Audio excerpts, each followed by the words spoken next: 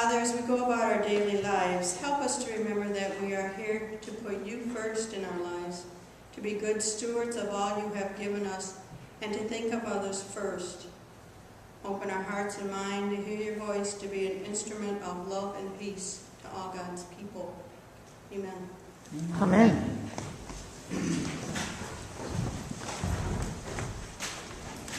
America has been assured by its political leaders that ours is a higher standard of living in the world. We have the most wealth that man has ever known. Everywhere there are supermarkets overflowing with food and other items. Christian, our exchange student from Denmark, says you have way too many choices. And that was at the country market. He hadn't even been to Myers yet. We are told we have more TVs, more cell phones, and more computers than any people on earth. Into such a civilization, the Son of God comes to speak ancient words of eternal wisdom. A man's life does consist of the abundance of his possessions. Jesus' statements was prompted by the dispute between brothers over an inheritance. The desire for money was creating a huge problem for this family. So Jesus points out that life does not consist in having many possessions. Greed constitutes a great obstacle in spiritual growth. Coveting puts spiritual blinders on people, causing them to see only stuff. The disciples needed to learn this lesson, that life is more important than material things. Jesus' disciples, therefore, must learn not to be diverted from their commitment to Jesus by greed for wealth and material possessions. In the middle of Jesus' teaching about life in the kingdom, someone interrupts with a request to settle a family dispute and divide an inheritance. A disgruntled attendee in the crowd appeals to Jesus as the teacher, since he wanted Jesus to instruct his brother to divide the inheritance which was due him in an equitable way. Likely the reference is the double portion allotted to the first son. Apparently the regulations for inheritance cases were not being followed, and in the opinion of the younger brother, who must wait on the older brother to share in the family wealth. These matters were often settled in the synagogue. Although ministry can all too often become mirrored in an attempt to right perceived wrongs, Jesus wisely said, "This is not my area of concern." Jesus' mission was too urgent, too important to be diverted to issues that other men could settle. Jesus came to reconcile us to God and to each other, and not to reapportion wealth, nor to reinforce our own views of justice. Jesus' purpose was not to make bad men good, or good men better. His purpose was to make dead men live, and to see people born again and brought into the kingdom. Jesus was out to heal relationships between God and people. Only then could they heal relationships between each other. Countless times we think that if we only had more money, we could prevent problems from coming our way. We think money would not allow us to enjoy life better, but that it would allow us to enjoy life better. The sooner we get over the illusion that more stuff means a better life, the better off we will be. Then we can pursue true treasure, a deep and abiding relationship with Jesus. After I was saved in '97, the biggest change I noticed was that stuff didn't have its hold on me anymore. All I want to do is give it away. It's just stuff. If I have to eat it or dust it, I don't want it. Jesus uses this opportunity to teach us that possessions do not give life its meaning. Desiring possessions become a tyrant in our life, which fill us with greed.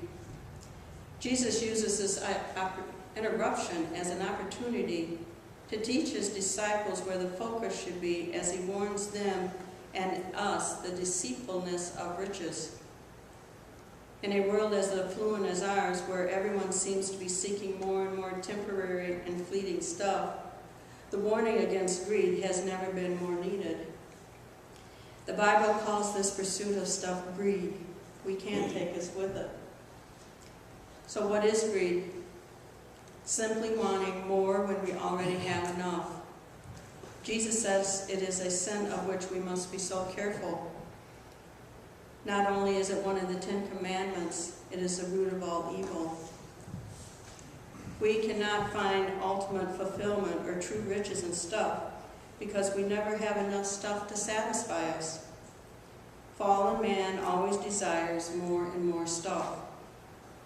True fulfillment and the abundant life are found in and out of your relationship with God, who grants us faith, hope, love, joy, peace, and so much more. In him, life finds meaning, intense, genuine, and abiding satisfaction.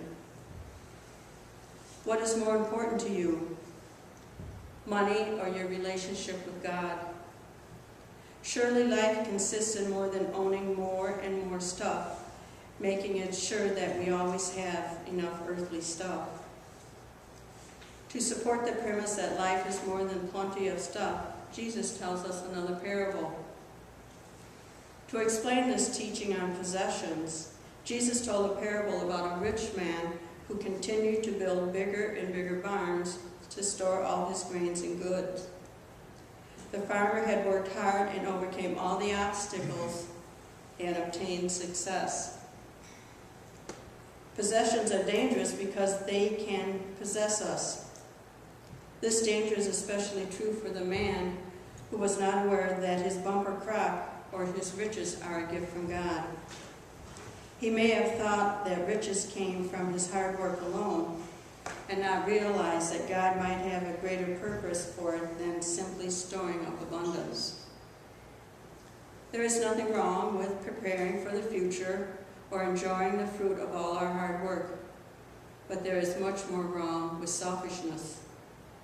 Although he already possessed more than enough, he can only think of himself. This man determined to live a life of self-indulgent greed. After the rich man had hoarded his plenty, he relaxes, thinking his troubles are over. His attitude was that he would have an easy life because he had everything he could possibly want or need. He does not have a sense of responsibility toward anyone else but himself. Certainly there is no consideration of what God would have him do, and anyone who fails to gain the riches of God through faith in Christ will die penniless. Like the rich fool in Jesus' parable, we end life bankrupt if we are not rich toward God. Money may enable us to buy fancy cars and luxurious homes, but it cannot buy the peace that comes through trusting God. We end life bankrupt if we are not rich towards God. If we come to the end of our lives and all we have is money, we die broke. Jesus indicates that we should use our energy to set aside treasures for eternity. We do that when we love others, stay in fellowship with God, and give ourselves unselfishly. Don't spend your life searching for the almighty dollar, only to discover at the end that the true riches come from trusting the Almighty. It's true that we are saved by grace through faith in Christ, not by how much we talk about it. Yet it's strange when people think they're going to heaven but never mention it nor prepare for it. If you seldom think about heaven and never discuss it, could it be you're not going there? One way or another, we are going to meet God. Are you prepared? Heaven is a prepared place for prepared people. Jesus underscores the tragedy of this misinvested life as he closes the parable with this commentary. So as a man who stores up treasures for himself and is not rich towards God, a person who selfishly stores up treasure for himself is not rich towards God or rich with God. He has accumulated treasures with no thought of God or eternity. Possessions are a stewardship. not to be hoarded selfishly, but to be used to truly bless others. This teaching points out the importance of proper priorities regarding possessions. Jesus was not saying possessions are bad, but that we are responsible to use them to honor God by investing them in the cause of eternity. This man failed to recognize that he was accountable to God for all he owned. To be rich toward God is to acknowledge, through how we use our resources, that all we have comes from God. The Reverend Dennis Davidson states, "We need to resist the lie that the more we possess, the happier and more secure we will be. The person is sadly mistaken if he believes that security and the good life are to be found in the acquisition of more and more stuff. The true storing of treasures is being rich towards God, not in being rich towards self." What a tragic misuse of the gifts of resources that the man had labored so diligently to gain. What could have been an opportunity for stewardship became a millstone around his neck.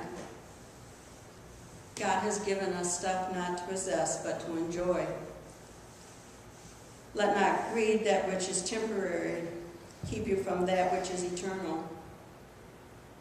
Thus, Jesus challenges the brother looking for personal economic justice to think on the greater issue of what he should do with what he does have.